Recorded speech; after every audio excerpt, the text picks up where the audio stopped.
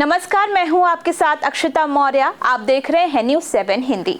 आइए नजर डालते हैं उत्तर प्रदेश की मुख्य खबरों पर।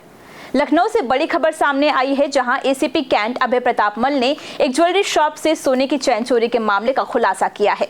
कैंट पुलिस ने आरोपी अखंड प्रताप को गिरफ्तार कर लिया है, जिससे पूछताछ में बताया कि वह ऑनलाइन गेम्स में पैसा कमाने के चक्कर में भारी कर्ज में डूब गया था और उसी कर्ज को चुकाने के लिए उसने चोरी की वारदात को अंजाम दिया। पुलिस ने उसके पास से 4 सोने की चेन, एक मोबाइल फोन, एक मोटरसाइकिल और 1000 रुपए नकद बरामद किए हैं। फिलहाल आरोपी के खिलाफ मामला दर्ज कर लिया गया है और आगे की कार्यवाही जारी है। एक ज्वेलर शॉप थी, वहाँ पे सोने चांदी की दुकान थी। वहाँ पे एक व्यक्ति 12 जून को उसने करीब 5 चैन, जैसा कि संतोष कुमार गुप्ता ज्वेलर्स ने तहरीर दी थी, इस तहरीरी सूचना पे 5 चैन का चोरी होना उसने बताया था। और आज इसी का खुलासा ये कैंट पुलिस ने किया है और इससे पूर्व डीसीपी महोदय द्वारा 2 टीमों का गठन किया गया था कैंट की। तो आज उसको सफलतापूर्वक गिरफ्तार किया गया और चैन की बरामद की गई।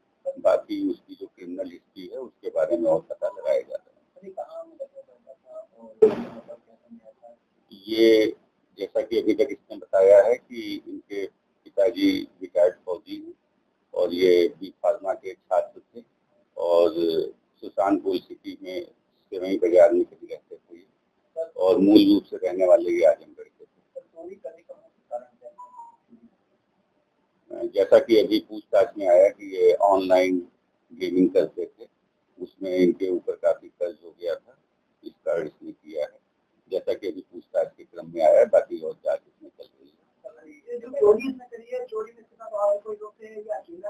नहीं, जो भी विभिन्न माध्यमों से जो भी सूचना प्राप्त हुई उसके आधार पे ये अकेले ही आए थे दुकान पे। नहीं, अभी तो इसका कोई भी ऐसा रिकॉर्ड अभी नहीं आया है। बाकी इस पे हम लोग लगातार जांच कर रहे हैं और विवेचना की जा रही है। जैसा भी होगा आप लोगों को अवगत कराएंगे।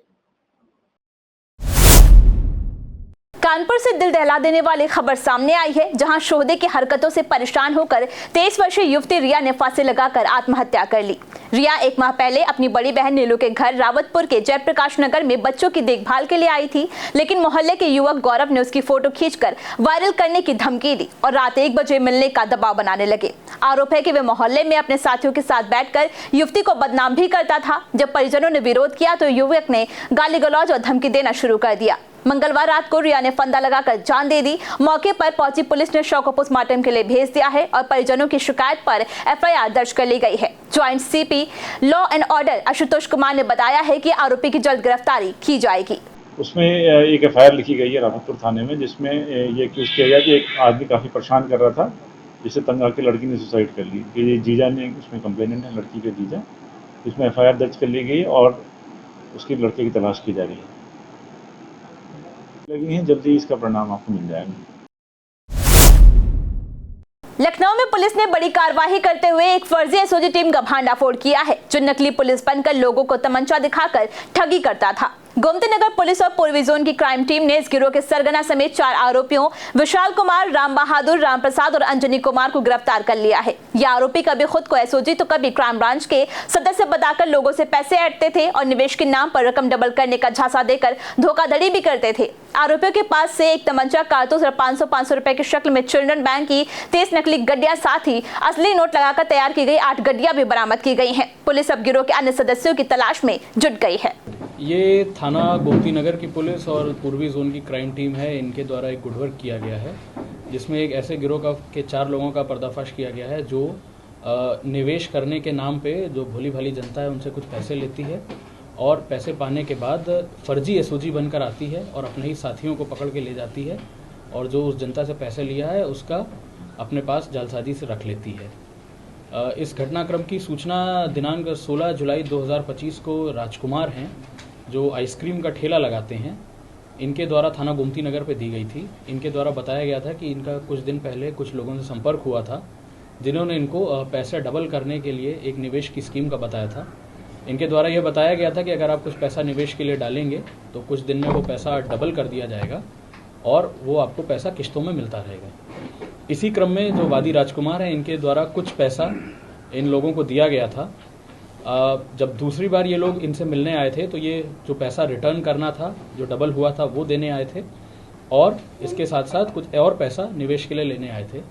लेकिन ये जो गिरोह है इसने बड़ी सुयोजित तरीके से एक षड्यंत्र रच रखा था, जिसमें जो रिटर्न का पैसा था वो पूरे नकली नोट थे। उसमें ऊपर एक एक नोट बस असली 500 का लगा हुआ था, बाकी अंदर पूरे नकली नोट चिल्ड्रन बैंक के थे। जब ये पैसा रिटर्न करने वहाँ पहुँचे थे तो इनके बाकी साथी खुद को एसओजी पुलिस बताते हुए वहाँ पे मौके पे आते हैं और अपने ही साथियों को कथाकथित तौर पे गिरफ्तार करते हैं और जो भी उनके पास माल होता है, जिसमें ये चिल्ड्रन बैंक के कुछ नकली नोट थे और निवेश का किया हुआ असली पैसा था, वो हड़प करके बड़ी ही चालाकी से वहाँ से चले जाते हैं। पुलिस के इस सूचना पाने पे 3 टीमें लगाई गई थी, जिसमें थाना गोमती नगर की पुलिस थी और पूर्वी जोन की क्राइम टीम थी।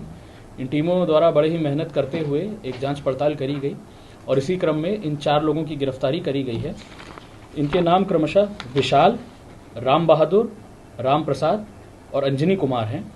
इसमें जो अंजनी कुमार है वो इसी तरह के एक प्रकरण में सन 2025 में ही अप्रैल में थाना रोनही पड़ता है जनपद अयोध्या में, वहाँ से भी जेल जा चुका है।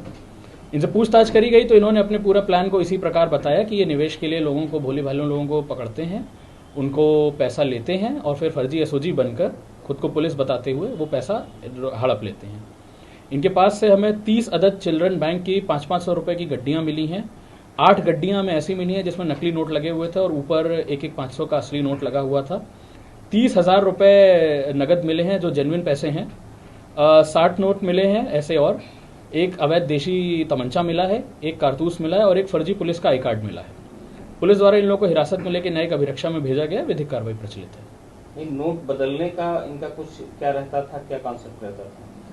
नहीं, नोट बदलने का इनका ये रहता था कि जो ओरिजिनल पैसा ले रहे हैं, जो जेन्युइन पैसा है, वो लेके कुछ दिन बाद बोलते थे कि हम डबल करके ये पैसा आपको वापस करेंगे। लेकिन ये उनका पहले से ही प्लान होता था, जो ये पैसा डबल करने वाले हैं उसमें कोई रियल पैसा नहीं लगा है, वो पूरा चिल्ड्रन बैंक का पैसा है। और जब ये वहाँ पे जाएंगे तो उससे और पैसा लेंगे सेकंड किस्त और या सेकंड इंस्टॉलमेंट के नाम पर, और उतने में इनके जो साथी हैं वो एसओजी बन के आके इनको पकड़ ले जाएंगे। तो जो नकली पैसा है वो इनका तो था ही, और साथ के साथ जो असली पैसा पिछली किस्त का और इस किस्त का इन्हें मिल रहा है, वो दोनों अमाउंट को ही हड़प लेंगे।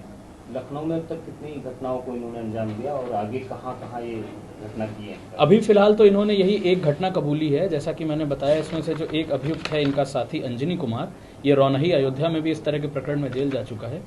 इनसे अभी और पूछताछ करी जाएगी और इस तरह की कोई और घटना हो अगर कहीं लखनऊ में रही होगी तो उसको कनेक्ट करने का प्रयास किया जाएगा, क्या ये लोग भी उस घटना में रहे हैं या नहीं। इस टीम को कुछ नाम मेरी तरफ से 10,000 का इनाम। सर, जो गैंग है इसमें मुख्य आरोपी क्या अंजनी कुमार जी है? हाँ, इसमें अंजनी है, ये पहले भी जेल जा चुका है इसी तरह के प्रकरण में। उत्तर प्रदेश के बाराबंकी जिले से चौंकाने वाली खबर सामने आई है, जहां नगर पालिका परिषद नवाबगंज में तैनात सहायक अभियंता जिया लाल और अवर अभियंता नेहा खान पर एक सभासद के साथ अभद्रता और जाति सूचक टिप्पणी करने का गंभीर आरोप लगा है। गांधीनगर वार्ड के सभासद ताम ध्वजानंद जब अपने क्षेत्र की समस्याएं लेकर अभियंता कार्यालय पहुंचे तो आरोप है कि जिया लाल और नेहा खान ने न सिर्फ अपशब्द कहे बल्कि जातिगत टिप्पणी भी की। विरोध करने पर उनके साथ आए प्रतिनिधि नईम को भी बाहर निकाल दिया गया और एफआईआर की धमकी दी गई। इस घटना से आक्रोशित सभासदों ने चेयरमैन को सामूहिक इस्तीफा सौंप दिया है, जिससे नगर पालिका में हड़कंप मच गया है। ये ताम ध्वजानंद है, हमारे गांधीनगर वार्ड के सभासद हैं। ये मोहम्मद नईम है, इनकी पत्नी सभासद, 2 बार ये भी सभासद रह चुके हैं। ये आज अपने कार्य से देवा रोड पे ओवरब्रिज के नीचे की रोड के लिए यहाँ नगर पालिका आए थे करीब 2 बजे दोपहर में।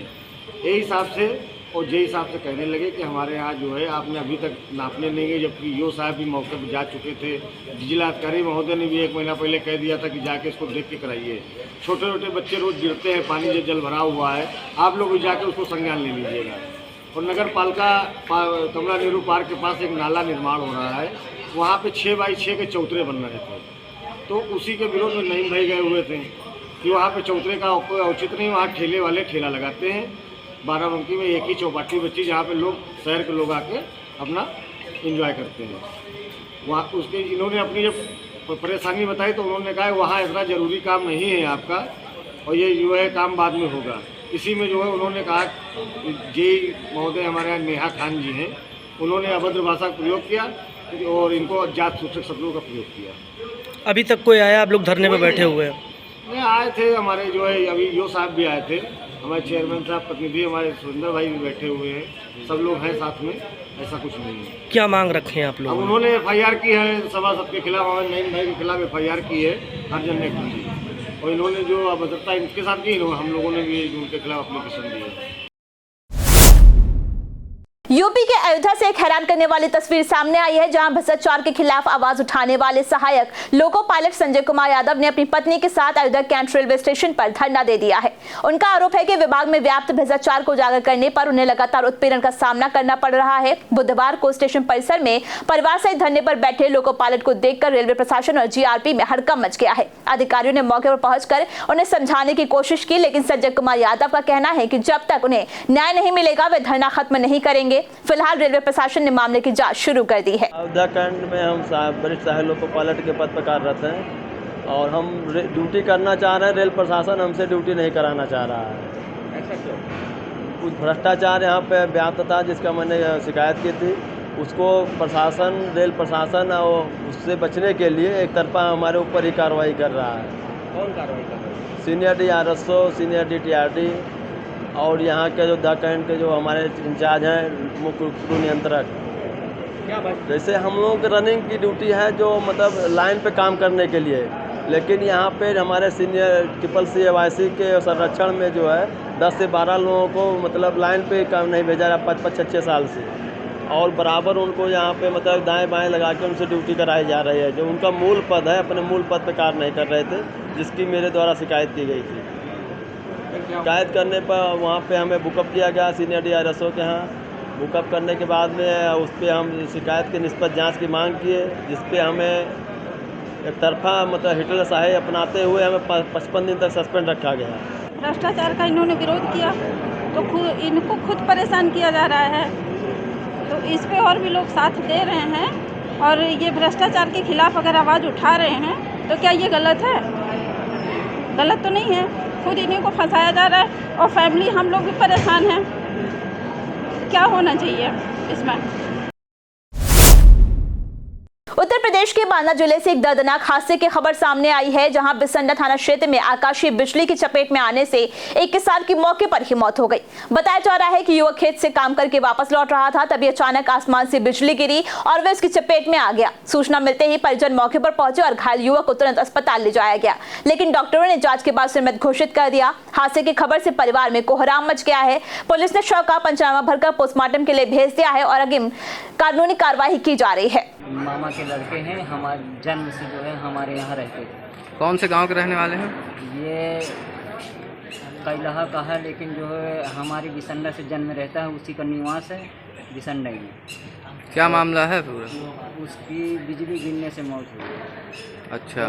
खेत से आ रहा था, गली में एक मेड़ में बिजली चमकी और बस गिर गया। किस समय की घटना है? ये कल 5:45 बजे के लगभग। अच्छा, क्या करने गए थे?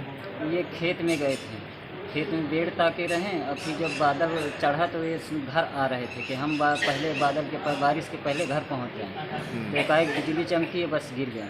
आकाशीय बिजली से? आकाशीय बिजली। तो ये वहीं पे खत्म हो गए थे? अस्पताल ले जाते समय? अस्पताल ले जाते समय नहीं, दरे में खत्म हुआ। जब हम गए हैं। नाम क्या है इनका? राम किशोर सनाप मुकुंदी। अच्छा, तो ये बचपन से ये आपके यहाँ रह रहे हैं?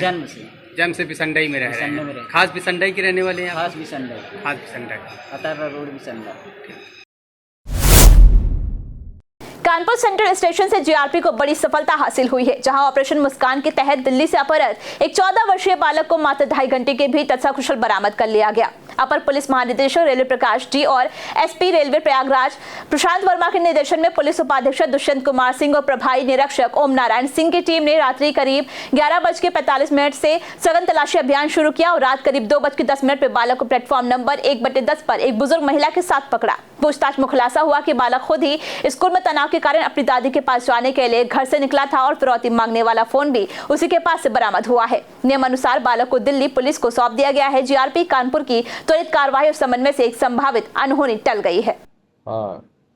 दिल्ली थाना करावल नगर से एक 14 वर्षीय बालक के अपहरण के संबंध में फिरौती सहित अपहरण का अभियोग दर्ज है।